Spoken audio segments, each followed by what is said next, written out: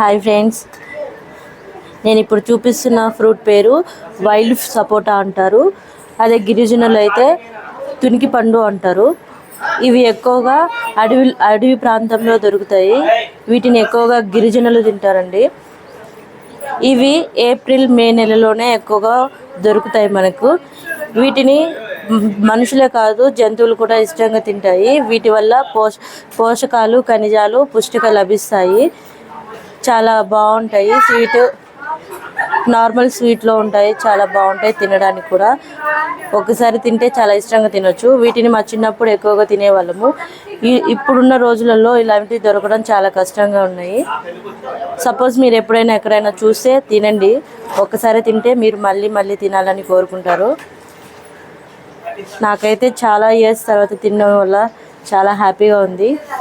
మీరు కూడా తిని ఫీల్ అవ్వండి ఆ స్వీట్నెస్.